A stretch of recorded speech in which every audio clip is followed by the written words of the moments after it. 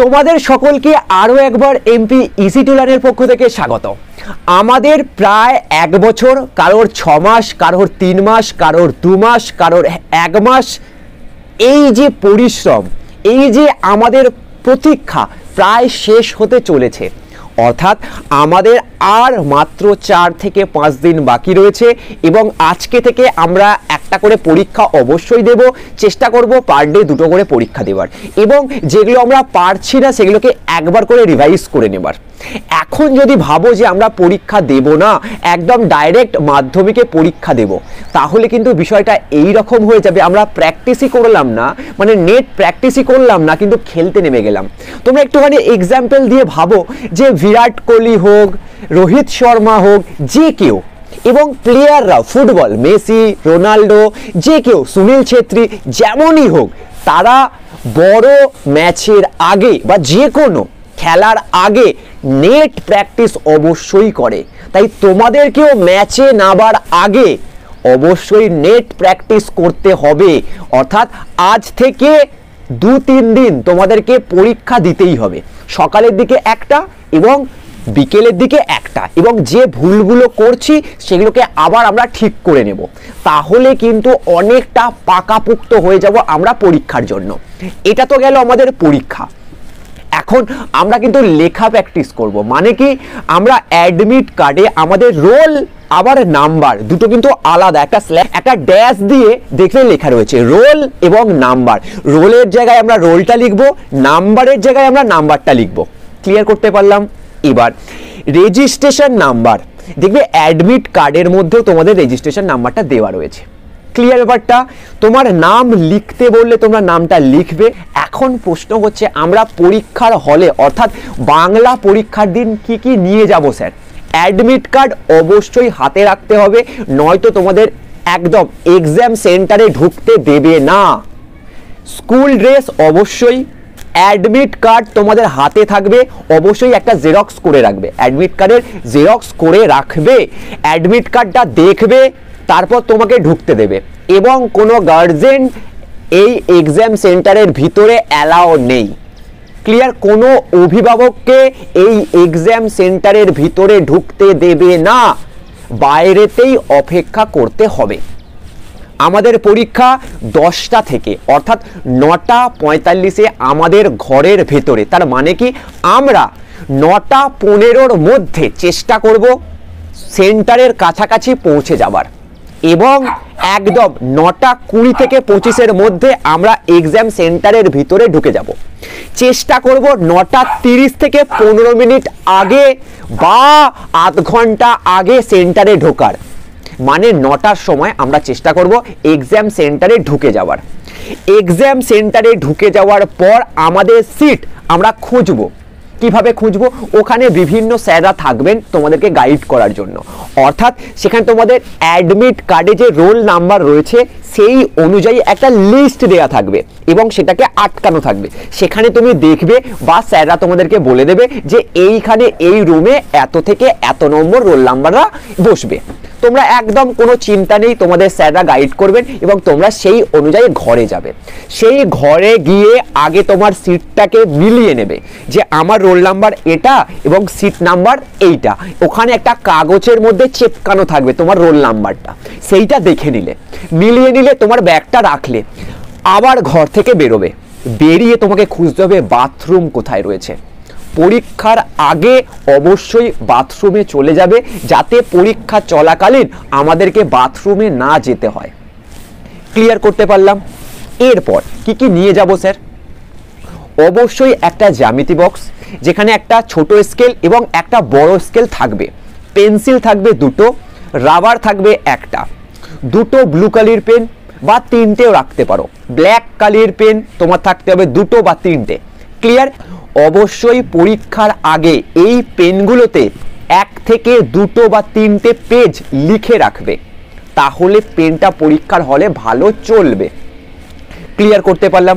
এবং যে পিচবোর্ডটা তোমরা রেখে লিখবে সেটা যেন ট্রান্সপারেন্ট হয়, মানে এদিক থেকে ওই দিক যেন দেখা যায়, যেন এমন কোনো কাগজ আটকানো না থাকে, এমন কোনো কালি না থাকে, কোনো লেখা না থাকে। ক্লিয়ার? আর একটা জিনিস যেটা আমি বলবো, কখনোই কোনো স্যার বা ম্যাডামকে পরীক্ষা চলাকালীন ডিস্টার্ব করবে না। অবশ্যই তোমার যেটা অসুবিধা সেটা তুমি বলতে পারো। কেউ যদি পাশে তোমার কেউ যদি তোমাকে ডিস্টার্ব করে সেটা তুমি বলতে পারো, কিন্তু চেষ্টা করবে পরীক্ষার হলে কারোর সাথে কথা না বলার, কোনো রকম ডিস্টারবেন্সে না যাওয়ার, একদমই যাবে না। নিজের পড়াশোনা, নিজের যা করেছো সেটা লেখো। আর একটা জিনিস যেটা আমরা ভুল করি সেটা হচ্ছে টুগলি করে ফেলি। মানে মাধ্যমিক স্কুলে কি করেছি না করেছি আমি জানি না, কিন্তু মাধ্যমিক সেন্টারে গিয়ে তুমি একটা স্কুলকে রিপ্রেজেন্ট করছো, মানে তুমি যে স্কুল থেকে এসেছো সেই স্কুলের একজন রিপ্রেজেন্টেটিভ তুমি। সেখান থেকে তুমি অন্য স্কুলে গিয়ে পরীক্ষা দিচ্ছ, এবং তুমি যদি সেখানে টুকলি করতে গিয়ে বা নকল করতে গিয়ে ধরা পড়ো, সেটা কিন্তু শুধু তোমার একার লজ্জার বিষয় নয়, সমস্ত তোমার স্কুলের একটা নাম খারাপ হবে, এবং তোমার সেই পরীক্ষা তো বাতিল হবেই, এবং আগামী পরীক্ষাগুলো তুমি দিতে পারবে কিনা সেই বিষয়ে কিন্তু সংশয় রয়েছে।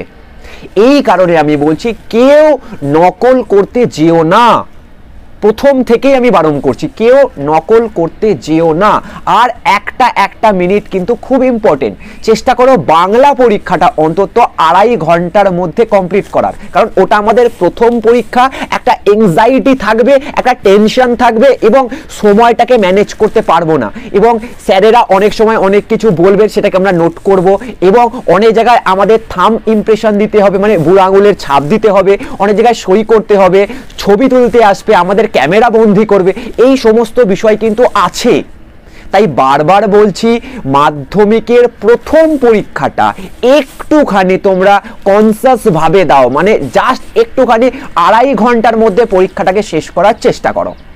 বারবার বলছি কি কি রাখবে, জলের বোতল যেটা ট্রান্সপারেন্ট হবে, মানে হোয়াইট, এপার থেকে ওপার দেখা যাবে, একটা জ্যামিতি বক্স বা পেন্সিল বক্স, সেখানে কোনো কাগজ থাকবে না, কোনো লেখালেখি থাকবে না, ক্লিয়ার? একটা স্কেল, সেটা তাও স্টিলের নয়, কি বললাম, স্টিলের স্কেল ব্যবহার করবে না, প্লাস্টিকের স্কেল ব্যবহার করবে, ক্লিয়ার হলো? একটা ছোট একটা বড়, দুটো পেন্সিল, একটা রাবার, হয়ে গেল। 3টে ব্লু 3টে ব্ল্যাক পেন হয়ে গেল, এবং এর মধ্যে থেকে 3টে পেনই যেন 3 পাতা করে লেখা থাকে বা 2 পাতা করে লেখা থাকে, মানে চালু পেন দিয়েই পরীক্ষা দেবে। এবং অবশ্যই ঠাকুরের পায়ে ছোঁয়ানো ফুল অবশ্যই পেন্সিল বক্সে রাখতে পারো, কোনো অসুবিধা নেই। পরীক্ষা দিতে যাবে, সকালে উঠে স্নান করে নাও, যদি কারোর অসুবিধা না হয় ঠান্ডা গরম জলে স্নান করে অবশ্যই স্কুল ড্রেসটা পরে নাও, সকালেই এই কাজটা সেরে নাও, পুরো ফ্রেশ হয়ে যাও। এবার বই পড়তে শুরু করো, রিভাইজ করো। দেখো 7টা থেকে আমরা 8:30 পর্যন্ত পড়ার টাইম পাবো, বা 8টা পর্যন্ত, যাদের সেন্টার অনেক দূরে তাদের 8টাতেই রওনা দিতে হবে, তাই 5টা থেকে 8টা এই টাইমটা পড়তে হবে। এর মাঝে তোমার খাওয়া দাওয়া আছে, আবার ব্যাগটা আগে থেকে গুছিয়ে রাখবে, খাওয়া দাওয়া রয়েছে, এছাড়া তোমাদের আবার স্নান রয়েছে। তাই সকালে উঠে চেষ্টা করো ঠান্ডা গরম জলে স্নান করে ড্রেস পরে বই পড়তে বসো, এবং অবশ্যই সকলের বাড়িতে বড়রা রয়েছে, তারা তুমি দেখবে যে যখন তুমি পড়ছো তারা অলরেডি খাবারটাকে মেখে তোমার মুখে তুলে দিচ্ছে, যেটা আমার সঙ্গে হয়েছে। আমি পরীক্ষার জন্য সকালে ঘুম থেকে উঠলাম, উঠেই আমি ড্রেস মানে চেঞ্জ করে এবং স্নান করে ফ্রেশ হয়ে একদম সকালে ব্রেকফাস্টটা করে ড্রেস পরে নিলাম, স্কুল ড্রেস পরে পড়তে বসে গেলাম, মানে রিভাইজ করা, মানে চোখ বুলিয়ে নেওয়া এবার সব জিনিসগুলোকে। এবার যখন আমাদের পরীক্ষা 12:30 থেকে শুরু হচ্ছিল, তো সেই জন্য আমাদের 10টা 9টা এই সময় যখন খেতে বসবো, তখন কিন্তু আমার হাতে বড়ি মা খাইয়ে দিচ্ছে। তো এই বিষয়টা সকলের সাথেই হবে, কোনো অসুবিধা নেই। তো তোমরা অবশ্যই আমি সকলকে বলবো, কোনো রকম টেনশন করার কিছু নেই। এখন মনে হবে যে আমি সব কিছু ভুলে যাচ্ছি, কিন্তু এরকম হয় না। তুমি এখন যেটা পড়বে, তোমার ব্রেন এখন 200% অ্যাক্টিভ রয়েছে, এবং এই অ্যাক্টিভনেসটা আমাদের ব্রেন খুব ভালো কাজ করবে। মানে কি, তুমি যা পড়বে লোড হচ্ছে, পরীক্ষার হলে প্রশ্ন দেখলে সেটা নামিয়ে দেবে, ব্রেন অটোমেটিক নামিয়ে দেবে। এখন মনে হচ্ছে 7টা বিষয় পড়ছি, আমি বাংলার সঙ্গে না ইতিহাস গুলিয়ে ফেলি, ইতিহাস সঙ্গে না অঙ্ক গুলি, হবে না। তুমি বাংলা পরীক্ষা দিতে যাবে, শুধুমাত্র বাংলার প্রশ্ন দেখবে, শুধু বাংলারই উত্তর মনে পড়বে, বাকি কিছু মনে পড়বে না। যাই বাংলা পরীক্ষা শেষ, বাংলা সমস্ত কিছু মাথা থেকে চলে যাবে, আবার ইংরাজি চলে আসবে অটোমেটিক। 7টা পরীক্ষাতে এটা হবে, তুমি ফলো করো, না হলে আমাকে বলবে, কোনো অসুবিধা হবে না। জাস্ট একটু যেগুলো পড়ছো সেগুলোকে ভালো করে মন দিয়ে পড়ো, রিভাইজ করো, চোখ বোলাও, অঙ্ক আর ইংলিশের ক্ষেত্রে একটু প্র্যাকটিস করে লেখো। আর ভৌত বিজ্ঞান, জীবন বিজ্ঞান একটু বারবার টেস্ট পেপারের প্রশ্নগুলোকে সলভ করো, অঙ্কগুলোকে একটু সলভ করো। এবং বারবার বলছি, জীবন বিজ্ঞান কিন্তু এবারে টাফ হবে, প্রশ্ন টাফ হবে। হিস্ট্রি অতটা টাফ হবে না, ইজি হবে। কিন্তু লাইফ সায়েন্স এবারে কিন্তু টার্গেট আছে, একদম বলে দিচ্ছি, একদম তেড়ে ফুলে লাগতে হবে। লাইফ সায়েন্সে আমাদের 90+ চাই, ক্লিয়ার। ম্যাথ তো কোনো কথা হবে না, 100-এ 100। যারা আমাদের গ্রুপে আছে, যাদেরকে আমি আলাদা করে রেখেছি, অর্থাৎ প্রায় 20 থেকে 25 জনকে আমি আলাদা করে রেখেছি, তারা তো মোটামুটি আমি চাইবো যে তোমরা যেন একদম র্যাঙ্কের জন্য এগিয়ে যাও। আর যে সমস্ত ছাত্রছাত্রীরা রয়েছে যারা ভয় পাচ্ছ, তাদের একটু কমেন্ট সেকশনে জানাবে তোমাদের কি বিষয়ে আরও তথ্য লাগবে। এবং খাওয়া দাওয়া অবশ্যই এই সময় একটুখানি মাছ মাংস এইসব জিনিস থেকে দূরে থাকো, কারণ এগুলো নেগেটিভ জিনিস আনে। একটুখানি ভেজ খাও, আমি বলবো বারবার। সকালবেলা বাবা মাকে প্রণাম করো, তোমার ঠাকুর দেবতাকে প্রণাম করো, তাকে প্রার্থনা করো। এবং পরীক্ষার হলে প্রশ্নপত্র পেয়ে আগে প্রশ্নপত্রটাকে নিয়ে নমস্কার করো, এবং যে দেবতাকে, যে দেবীকে তুমি মানো তাকে স্মরণ করো। তারপর প্রশ্নপত্র দেখো, বসো এবং পরীক্ষা শুরু করো। তো আশা করব তোমাদের সকলের পরীক্ষা ভালো হবে, আমি আশীর্বাদ করছি। সকলের তো নাম নেওয়া সম্ভব নয়, তবুও যে সমস্ত ছাত্রছাত্রীরা আমাদের সঙ্গে যুক্ত রয়েছে তাদের সকলকে আমি আশীর্বাদ করছি যে তোমরা সকলে ভালো পরীক্ষা দাও এবং জীবনে সফল হও এবং এগিয়ে চলো।